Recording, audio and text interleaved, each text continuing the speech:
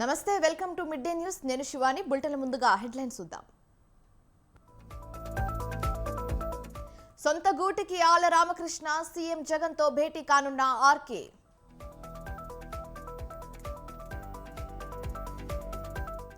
వైఎస్ఆర్ కళ్యాణమస్తు షాదీ తోఫా నిధులు విడుదల, అర్హులైన జంటలకు ఆర్థిక సాయం. తెలంగాణ బీజేపీ ఎన్నికల శంఖారావం, బాసరాలో ప్రారంభమైన విజయ సంకల్ప యాత్ర.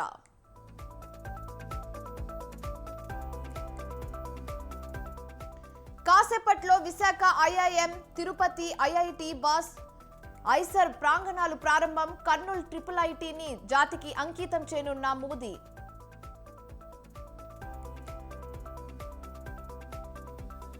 ట్రైబల్ వెల్ఫేర్ అధికారిని జ్యోతి అరెస్ట్. 84,000 లంచం తీసుకుంటూ ఏసీబీకి పట్టుబడ్డ జ్యోతి.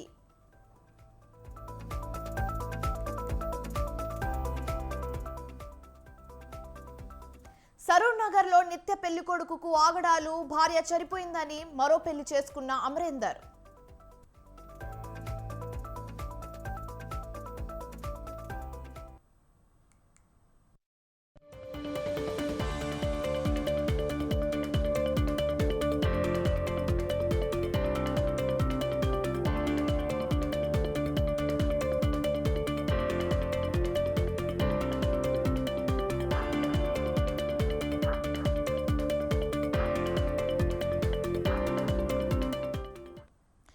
బ్రేకింగ్ న్యూస్ చూస్తున్నాం. లోక్సభ ఎన్నికలపై కేంద్ర ఎన్నికల కమిషన్ మార్చి 9 తర్వాత స్పష్టమైన ప్రకటన చేసే అవకాశం ఉంది. దేశంలో 18వ లోక్సభకు సార్వత్రిక ఎన్నికలు ఏప్రిల్, మే నెలలో జరగనున్నాయి. అయితే 2024 లోక్సభ ఎన్నికలతో పాటు ఆంధ్రప్రదేశ్ సహా కొన్ని రాష్ట్రాల్లో ఏకకాలంలో అసెంబ్లీ ఎన్నికలకు ఎన్నికల కమిషన్ సన్నాహాలు చేస్తుంది. అయితే ఈసీఐ అధికారుల బృందం ఈ మధ్య వివిధ రాష్ట్రాల్లో వరుస పర్యటనలు చేస్తుంది.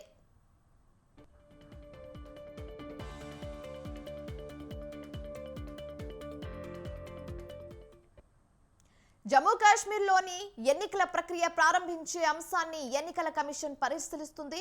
ముందు జమ్మూ కాశ్మీర్లో భద్రత పరిస్థితిని ఎన్నికల కమిషన్ అంచనా వేస్తుంది. జమ్మూ కాశ్మీర్ భద్రత పరిస్థితి, బలగాల లభ్యత పరిస్థితిపై ఈసీఐ ప్రతినిధులు మార్చి 8, 9 తేదీల్లో ఆ రాష్ట్ర ప్రభుత్వ అధికారులను కలుస్తున్నారు.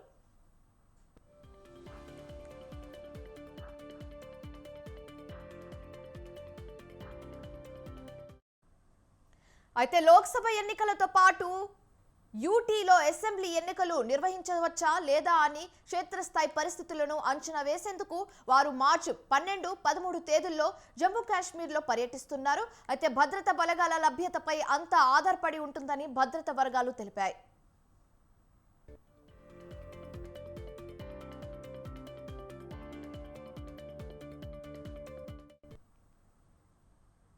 వైసీపీకి రాజీనామా చేసి కాంగ్రెస్ కండువా కప్పుకున్న మంగళగిరి ఎమ్మెల్యే ఆళ్ల రామకృష్ణారెడ్డి తిరిగి సొంత గూటికి చేరుకునేందుకు సిద్ధమయ్యారు. ఇవాళ తాడేపల్లి కార్యాలయంలో సీఎం జగన్ తో ఆయన భేటీ కానున్నారు. అయితే మంగళగిరి టికెట్ నిరాకరించడంతో వైసీపీకి ఎమ్మెల్యే పదవికి రాజీనామా చేశారు ఆర్కే.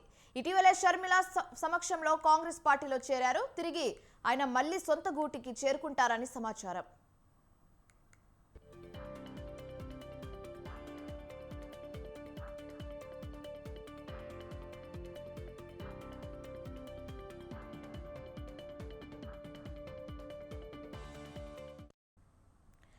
వైసీపీకి రాజీనామా చేసి కాంగ్రెస్ కండువా కప్పుకున్న మంగళగిరి ఎమ్మెల్యే ఆళ్ల రామకృష్ణారెడ్డి తిరిగి సొంత గూటికి చేరేందుకు సిద్ధమయ్యారు. ఇవాళ తాడేపల్లి కార్యాలయంలో సీఎం జగన్ తో ఆయన భేటీ కానున్నారు. అయితే మంగళగిరి టికెట్ నిరాకరించడంతో వైసీపీకి అలాగే ఎమ్మెల్యే పదవికి రాజీనామా చేశారు ఆర్కే. ఇటీవల షర్మిల సమక్షంలో కాంగ్రెస్ పార్టీలో చేరారు. తిరిగి ఆయన మళ్లీ సొంత గూటికి చేరుకుంటారని సమాచారం అందుతుంది. అయితే ఇదే అంశం మీద పూర్తి సమాచారం మా ప్రతినిధి రమేష్ ఫోన్ ద్వారా అందిస్తారు. రమేష్, చెప్పండి.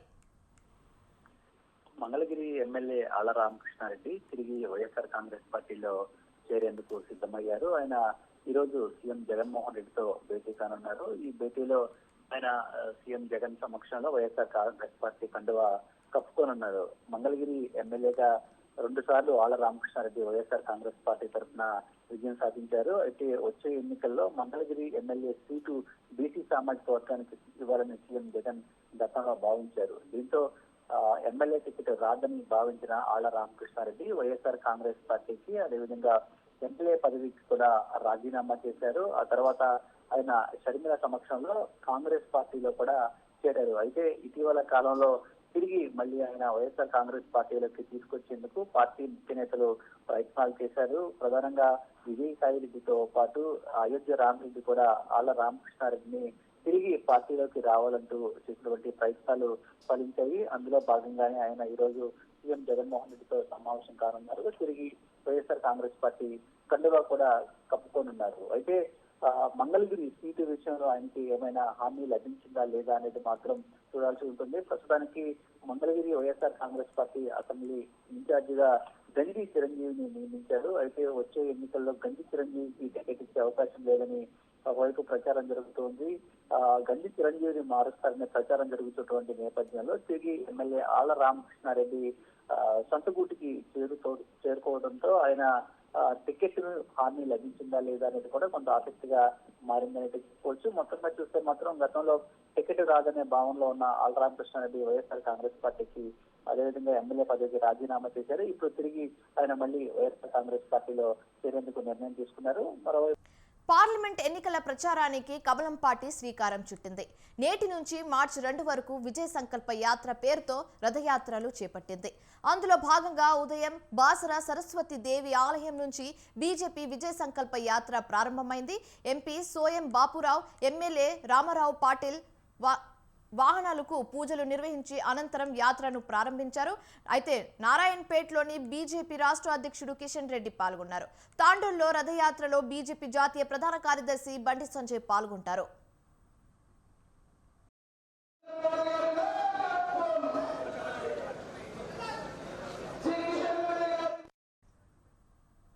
బాసరాలో అస్సాం సీఎం హేమంత్ బిశ్వ శర్మ, యాదాద్రిలో గోవా సీఎం ప్రమోద్ సావంత్ రథయాత్రలో పాల్గొంటారు. డీకే అరుణ, ఈటల లక్ష్మణ్, ఎంపీ ధర్మపురి అరవింద్ తదితరులు రథయాత్రలో పాల్గొనబోతున్నారు.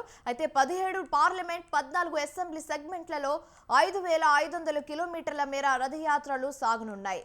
విజయ సంకల్ప యాత్రలో 106 సమావేశాలు, 102 రోడ్ షోలను బీజేపీ నిర్వహిస్తుంది. అయితే కేంద్ర ప్రభుత్వ పథకాల లబ్ధిదారులను కమలం పార్టీ నేతలు కలవనున్నారు. కేంద్ర విజయాలు, కాంగ్రెస్ కుంభకోణాలు, బీఆర్ఎస్ వైఫల్యాలను ప్రజలకు వివరిస్తామని బీజేపీ నేతలు చెప్పారు.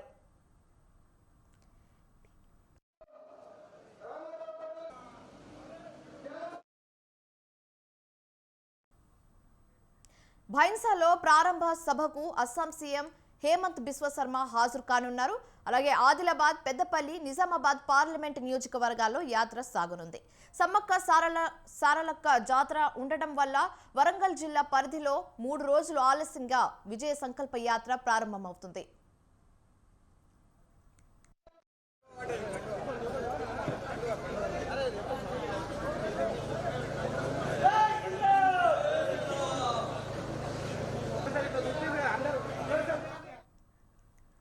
అయితే విజయ సంకల్ప యాత్ర ముగింపు సమావేశానికి భారీ స్థాయిలో నిర్వహించడానికి రాష్ట్ర కమిటీ నిర్వహించింది. ముగింపు బహిరంగ సభకు ప్రధాని నరేంద్ర మోదీని తెలంగాణ బీజేపీ ఆహ్వానించింది.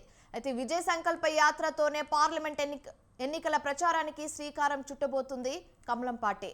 ఇక ఇదే అంశం మీద పూర్తి సమాచారం శ్రీనివాస్ ఫోన్ ఇన్ ద్వారా అందిస్తారు. శ్రీనివాస్ చెప్పండి. నిత్య పార్లమెంటు ఎన్నికల ప్రచారానికి బీజేపీ శ్రీకారం చుట్టింది.